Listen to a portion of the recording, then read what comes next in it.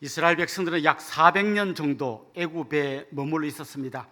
처음에 애굽에 갈 때는 국무총리였던 요셉의 초청을 받아서 귀족으로 갔습니다. 그러나 요셉을 알지 못하는 새로운 왕조가 들어서면서 그들은 한순간에 노예로 전락하고 말았습니다.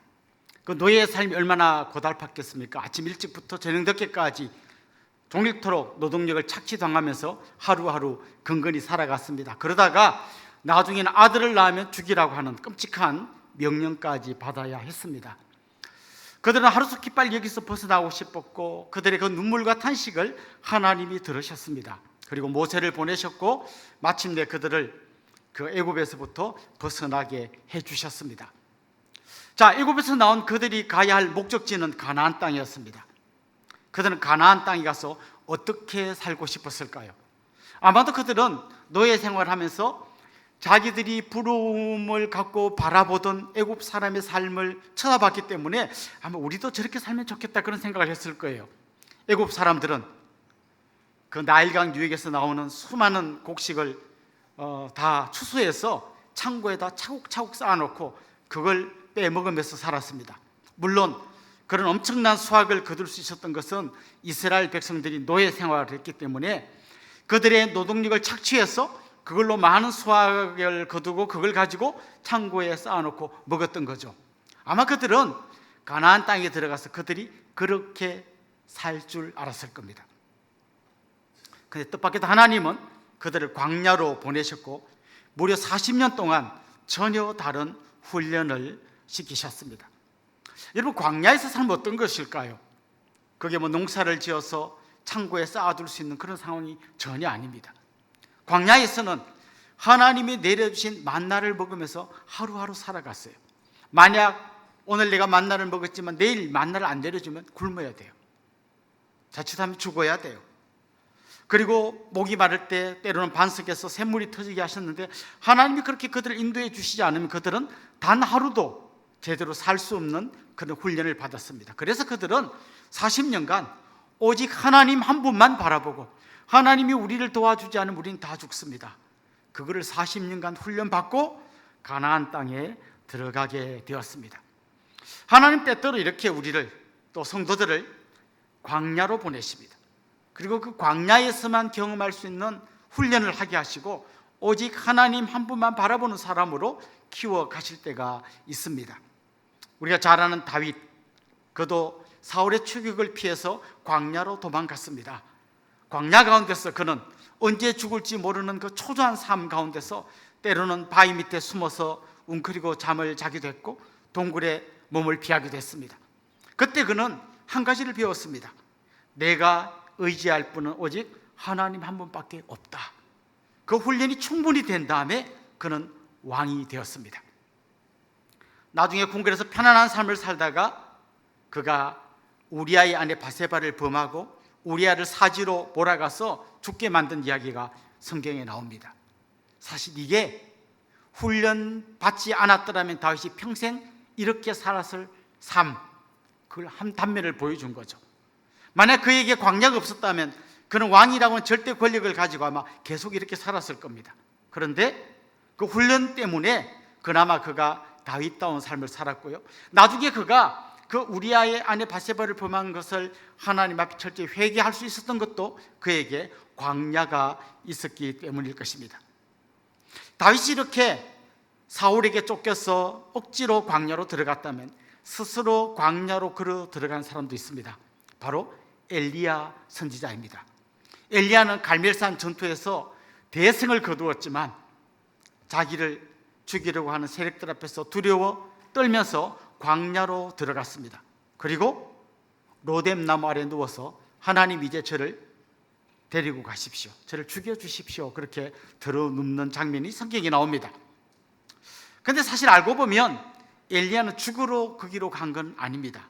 그럴 거면 굳이 그 힘든 광야길까지 들어가서 죽을 이유가 없었겠죠. 그는 사실 살고 싶어서 광야로 들어간 겁니다. 세상의 수많은 이야기들, 들려오는 나쁜 소식들을 다 끊고 오직 하나님 한 분과만 대화하고 싶어서 그는 광야로 걸어 들어갔습니다. 하나님은 세미한 음성으로 엘리야에게 말씀해 주셨고 그를 다시 회복시켜 주셨습니다.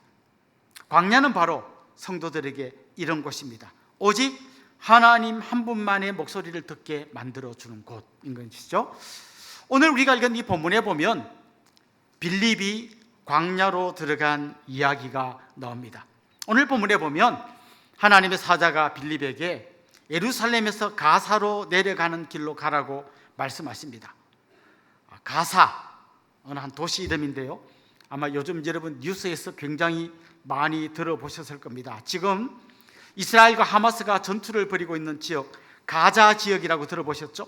그 가자 지역 안에 가자라고 하는 도시가 있습니다. 그 가자가 바로 오늘 성경에 나오는 가사입니다. 자, 예루살렘에서 가사로 내려가는 길, 이 길은 국제 통상이 이루어지는 아주 중요한 길입니다. 해안을 끼고 쭉 내려가는 정말 소중한 길인데요, 지금처럼 아스팔트가 깔려 있는 길이 아니라 그 당시에는 아주 황폐한 광야 길이었죠. 그 길로 사람들이 무역을 하기 위해서 다녔습니다. 그런데 하나님께서 빌립 보고 그 광야 길로 내려가라고 하는 거예요. 오늘 본문에 나오는 이 거리가 한 100km 정도 되었을 거라고 추측됩니다. 왜 하나님은 이 100km나 되는 힘든 광야길을 걸어서 빌립에게 그곳으로 들어가라고 했을까요? 나중에 이제 우리가 성경 읽다 보면 답이 나옵니다. 그곳에서 그가 이디오피아 내시를 만나고 복음을 전한 얘기가 나옵니다. 근데 그건 나중에 알게 된 거고, 처음에 그가 광야길로 들어갔을 때는 왜 이 길로 가야 하는지 이유도 잘 모르고 그냥 하나님의 사자가 가라고 하니까 그가 갔습니다. 여러분, 이 100km나 되는 긴 거리를 걸어가면서 그 떼약볕을 받고 피할 수 있는 그늘도 제대로 없는 이 광야길, 물도 구하기 힘들어서 목이 마르고 힘든 그 광야길을 걸어가면서 빌립은 무슨 생각을 했을까요? 왜 하나님 하필이면 그를 광야로 들어가게 했을까요? 만약에 그 이디오피아 내세에게 복음 전하는 게 주 목적이라면 굳이 광야 가운데서 만나게 하지 말고 좀 형편이 괜찮은 시원한 그늘 같은 곳에서 미리 좀 만나게 할 수도 있지 않았을까요? 사실 저는 토요일 날 복잡한 일정을 잘 잡지 않으려고 합니다. 가장 좋은 컨디션으로 주일 설교를 하기 위해서입니다.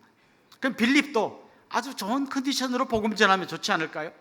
100km나 되는 먼 거리를 뜨거운 햇볕을 받으면서 걸어가 가지고 지칠 대로 지친 상태에서 복음 전하는 것보다는 좀 잘 준비된 상황에서 복음 전하면 훨씬 낫지 않았을까요? 근데 왜 하나님 그런 방법 대신에 그를 광야로 걸어 들어가게 했을까요? 오늘 본문을 읽다 보면 빌립이 내시에게 복음을 전한 이 전 과정 속에서 하나님이 개입해 있다는 것을 알게 됩니다. 계속해서 말씀했던 것처럼 26절 말씀에 보면 주의 사자가 그를 광야길로 걸어가게 하셨습니다. 29절에 보면 그가 이디오피아 내시를 만났고 성령께서 그를 그 수레 가까이로 가도록 말씀하셨습니다. 그리고 그게 복음을 다 전하고 나니까 39절에 보면 주의 영이 빌립을 이끌어 갔다 이렇게 되어 있습니다. 그러니까 지금 빌립이 복음을 전하는 이 전 과정, 출발에서부터 마지막까지 성령께서 계속해서 말씀하시고 그를 이끌어 간 것입니다. 아무도 없는 광야에서 세상 소리가 들리지 않는 그곳에서 오직 하나님 한 분만의 음성을 듣고 그가 복음을 전한 것이 오늘 본문의 내용입니다. 왜 하나님께서 굳이 빌립을 광야로 들어가게 하셨는가? 복음 전도의 가장 핵심이 바로 이것임을 알려주기 위해서입니다. 복음 전도는 혹은 전도를 하거나 선교를 하는 것은 돈이나 우리의 지식이나 우리의 학식, 학벌 이런 걸로 하는 게 아니고 오직 하나님 한 분의 음성에 귀 기울이면서 순종하는 것이 바로 선교의 방향이고 전도의 방향임을 보여주신 것입니다. 선교의 주체이신 하나님의 음성에 귀 기울이면서 작은 발걸음 한 걸음 한 걸음을 내딛는 것이 이게 바로 선교고 복음 전파, 전도라는 것을 알려주신 것이죠. AD 313년에 로마가 기독교를 공인했습니다. 그런데 그때 이후에 그 로마의 상황이 어땠는가 하면 그 전까지 핍박받고 박해받고 사자밥이 되고 감옥에 갇힐 때는 성도들이 그야말로 죽기 살기로 하나님만 바라보고 엎드리는 신앙생활을 했다면 기독교가 공인되고 난 다음에는 반대 현상이 일어났습니다. 이제 안 믿는 사람들이 약자가 되었고 안 믿는 사람도 믿는 흉내를 내면서 마음에도 없는 찬송을 부르는 그런 시대가 되었습니다. 그때 일어났던 운동이 수도원 운동이었어요. 물론 나중에 수도원 운동이 많이 변질되긴 했습니다만은 그때 처음 수도원 운동을 일으켰던 사람들은 이 세상의 소리에 귀 기울이지 않고 오직 하나님 한 분만의 음성을 듣기 위해서 수도원으로 들어갔습니다. 자, 오늘 본문이 우리에게 알려주는 게 이겁니다. 왜 우리에게 광야가 필요하냐? 하나님 한 분만 의지하고 그분의 음성에만 귀 기울여야 한다는 것이죠. 아브라함이 자기가 살던 그 비옥한 땅, 티그리스 유프라테스 강이 있는 그 문명의 발상지를 떠나 저 변방 가나안으로 가는 동안 하나님의 음성에만 귀 기울이고 어디로 가는지도 모르지만 그 말씀에 순종해 가다가 가나안까지 갔다는 얘기를 우린 잘 알고 있습니다. 똑같은 내용을 이야기하는 것이죠. 예수님께서 12제자를 둘씩 짝지어서 파송할 때 어떻게 말씀하셨는지 우리 마가복음 6장 8절 9절 한번 같이 읽어보겠습니다. 명하시되 여행을 위하여 지팡이 외에는 양식이나 배낭이나 전대의 돈이나 아무것도 가지지 말며 신만 신고 두 벌 옷도 입지 말라 하시고. 왜 주님은 이게 빈털터리가 돼서 가라고 했을까요? 주머니 왜 단돈 10원도 넣지 말라는 듯이 말씀하셨을까요? 돈이 필요 없기 때문이 아닙니다. 주님 말씀하신 핵심 내용은 이겁니다. 진짜 복음이 전파되는 것은 그런 걸로 되는 게 아니라는 거예요. 오직 하나님 한 분의 그 손길만을 믿고 의지하며 나가는 게 복음 전도의 핵심이란 걸 알려주신 것이죠. 그런 의미에서 우리에게 광야의 영성이 필요합니다. 하나님 한 분만 믿고 하나님 한 분만 의지하고 살겠습니다라고 하는 그런 자세가 우리에게 필요한 것이지요. 좀 전에 우리 광고 시간에도 광고가 나갔습니다만은 이제 올 연말 송구영신 예배가 되면 우리 6번째 교회를 개척할 예정입니다. 신영태 목사님이 지금 비봉에 개척하기 위해서 준비하고 있는데요.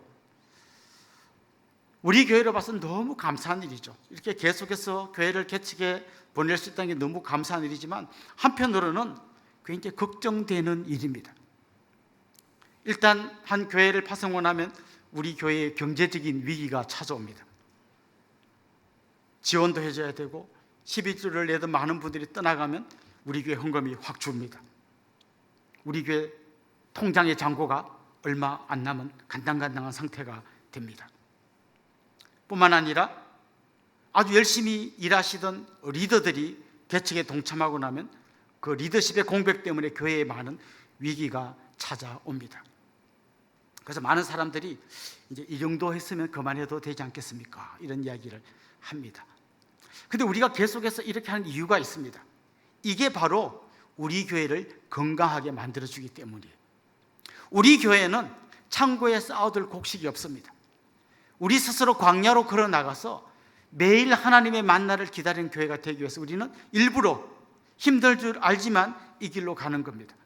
이게 우리 교회를 살리는 겁니다. 우리 교회 창고에 많은 걸 쌓아두고 그냥 거드름을 피울 수 있는 그런 교회가 아닙니다. 우리는 내일이라도 하나님이 안 도와주시면 정말 불안한 그런 교회입니다. 하나님, 우리를 불쌍히 여겨주십시오. 계속해서 하늘을 향하여 우리 두 팔을 들 수밖에 없는 그런 교회로 남기 위해서 우리는 그렇게 하고 있습니다. 그렇습니다. 광야는 우리 눈을 하나님 한 분에게만 두게 만드는 아주 놀라운 축복의 장소입니다. 또 한 가지 오늘 본문에서 알 수 있는 것은 그 광야에 빌립이 꼭 만나야만 했던 한 사람이 있었다는 겁니다. 광야는 한편으로는 우리를 하나님 한 분만 바라보게 하지만 또 한편 우리는 그 광야에서 우리를 기다리는, 더 정확하게 말하면 복음을 듣기 위하여 기다리고 있는 또 한 사람을 만나는 것이 바로 광야입니다. 때로 우리가 인생을 살다 보면 나도 원하지 않는 광야에 떨어질 때가 있어요. 그때 여러분 기억해야 됩니다. 나는 이 광야에서 하나님을 만나리라. 또 한 가지, 하나님이 이 광야에서 내가 만날 사람을 예비해 주셨을 거다. 그거를 기억해야 하는 것입니다. 지난주에 한 권사님이 어떤 성도님을 전도해서 교회로 데리고 오셨습니다. 두 분 어떻게 하는 사이예요? 병원에서 만났습니다. 권사님도 병원에 입원하셨고 그 전도를 받은 그분도 병원에 입원했습니다. 병원에 들어간 건 유쾌한 소식이 아니죠. 그의 인생에 광야가 찾아온 거죠. 그런데 그 병원에서 준비된 한 영혼을 만나서 교회로 모시고 온 거죠. 한 달 전에도 비슷한 사건이 있었습니다. 병원에 입원한 한 집사님이 저한테 전화했어요. 목사님, 지금 제 같은 병실에 목사님으로부터 복음을 좀 드려야 될 사람이 있습니다. 와주십시오. 가서 제가 복음을 전하고 기도해 드렸던 적이 있습니다. 때로 우리는 광야에 들어가서 하나님이 만나게 하신 그 한 사람을 만나야 합니다. 그래서 우리가 내가 원하지 않는 어떤 곳에 떨어졌을 때 이곳에서 내가 하나님만 바라보고 또 한편 내가 만나야 할 그 사람을 찾아보아야 하는 것입니다. 자, 이렇게 광야로 들어간 빌립이 이제 성령님의 인도를 따라 들어가다 보니까 만난 사람이 이디오피아에서 예루살렘을 방문하고 돌아가는 아주 높은 관료 내시를 만났습니다. 그 이디오피아, 굉장히 이스라엘에서 먼 곳에 있는 그곳에 어떻게 하나님을 믿는 사람이 있었을까요? 여러 가지 추측이 가능합니다만 열왕기상 10장에 보면 스바의 여왕이 솔로몬을 만나러 온 이야기가 있습니다. 와서 솔로몬의 지혜를 듣고 많은 예물을 솔로몬에게 드리고 돌아간 이야기가 나오는데요, 그 당시 그 스바라고 하는 나라가 요즘으로 치면 이디오피아, 예멘 이 전 지역을 다 커버하는 그런 곳입니다. 바로 이 이디오피아의 여왕이 솔로몬을 만나고 간 이야기가 나와요. 그런데 이디오피아의 역사에 보면 이 여왕이 솔로몬을 만나고 아이를 임신한 다음에 돌아와서 아들을 낳았는데 그가 바로 메넬리크 1세라고 하는 황제라고 그들의 역사에 나온다고 합니다. 이게 진짜 역사인지 그들이 만든 야산지는 모르겠지만 어쨌거나 이디오피아는 굉장히 많은 하나님을 믿는 사람들을 두고 있었던 건 확실합니다. 자, 그런데 이 사람이 이렇게 예루살렘을 방문하고 돌아가는 길이었는데요, 빌립이 가까이 가보니까 그가 수레를 타고 가는데 수레에서 성경을 읽고 있는 거예요. 물론 우리처럼 이렇게 책으로 된 성경이 아니고 아마 두루마리로 된 성경을 읽는데 그가 읽고 있는 부분이 어딘가 들어봤더니 이사야 53장 말씀을 읽고 있는 거예요. 오늘 본문에 인용되어 있는데 한번 읽어볼까요? 32절 33절 같이 한번 읽어봅시다. 읽는 성경 구절은 이것이니 일러스되 그가 도살자에게로 가는 양과 같이 끌려갔고 덜 깎는 자 앞에 있는 그가 굴욕을 당했을 때 공정한 재판도 받지 못하였으니 누가 그의 세대를 말하리요? 그의 생명이 땅에서 빼앗김이로다 하였거늘. 여러분도 읽으니까 이게 무슨 말인지 확 안 와닿죠? 아마 이 이디오피아 내시는 이게 뭔 말인가 싶어서 읽고 있는 거죠. 빌립이 물어봅니다. 그 무슨 뜻인지 알고 있습니까? 가르쳐 주는 사람이 없는데 어떻게 알겠습니까? 여기 수레 위로 올라와서 좀 가르쳐 주십시오. 자, 거기서부터 시작해서 빌립이 복음을 전합니다. 자, 오늘 본문 방금 읽은 이 이사야서가 인용된 이 말씀에 보면 이런 내용이죠. 어떤 사람이 있는데 그가 도살자에게로 끌려가는 양 같다는 거예요. 묻습니다. 이 사람이 누굽니까? 선지자 자신입니까? 딴 사람입니까? 여러분 누군 것 같습니까? 바로 예수님 이야기를 하고 있는 거죠. 이사야 선지자가 수백 년 전에 앞으로 오실 예수님은 바로 이렇게 고난받는 메시아로 오실 거라는 걸 이야기한 거죠. 사실 그 당시 사람들의 이 관념 속에 고난받는 메시아라는 그림은 없었어요. 메시아는 영광의 주로 오실 거라는 기대가 있었습니다.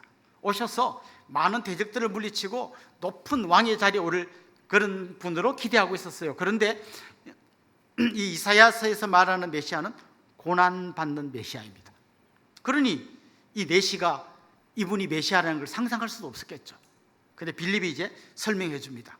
이 메시아야말로 고난받는 종으로 오십니다.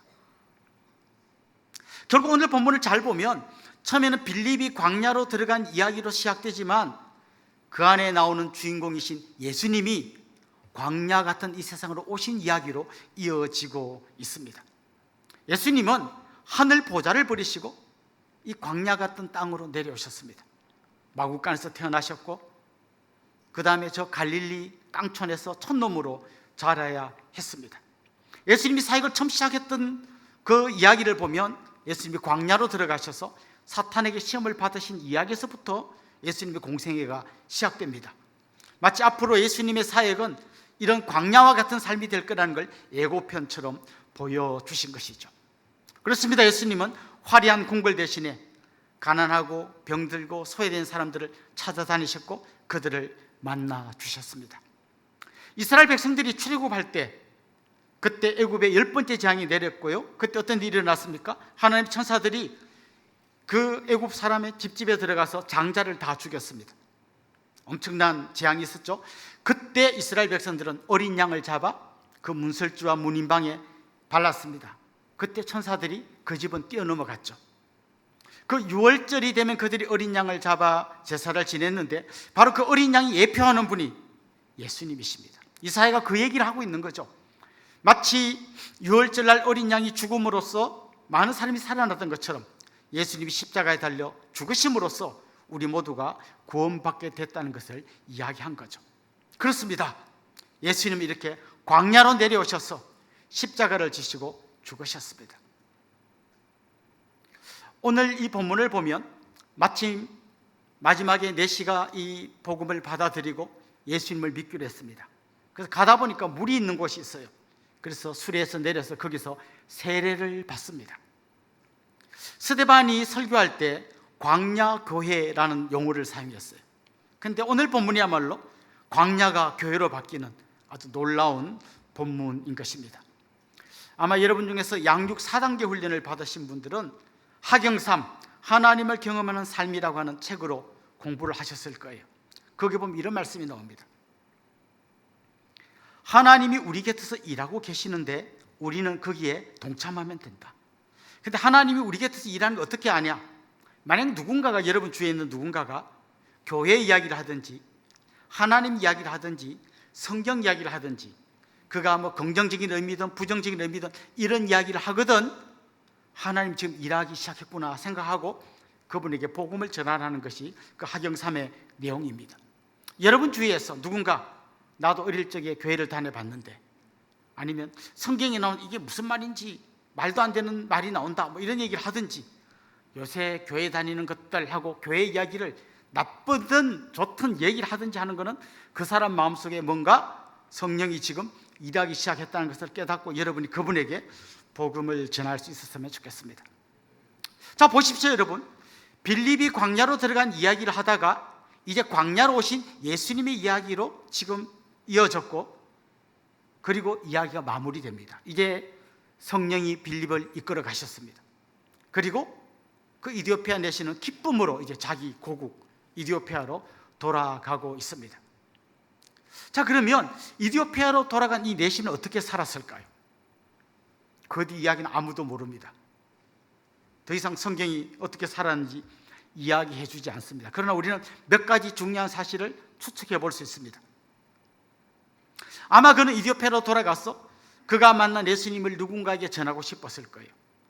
그때까지만 해도 최소한 이디오피아에는 단 한 명의 그리스도인만 있습니다. 바로 이 내시죠. 이 사람 말고는 아직 하나님을 아는 사람이 있었지만 예수님을 믿는 사람은 이 사람이 유일했을 겁니다. 아무도 예수님을 모르는 그 땅에 가서 그가 복음을 전하려고 했을 때 분명 그 땅에서는 어떤 반발이 있었을 겁니다. 그는 자기만의 광야로 이제 새롭게 들어가게 된 것이죠. 그런데 역사를 살펴보면 참 재미나는 이야기들이 많은데요. 313년에 로마가 기독교를 공인했잖아요. 그때쯤에 이디오피아는 기독교를 국교로 채택했습니다. 이디오피아의 국교가 기독교였어요.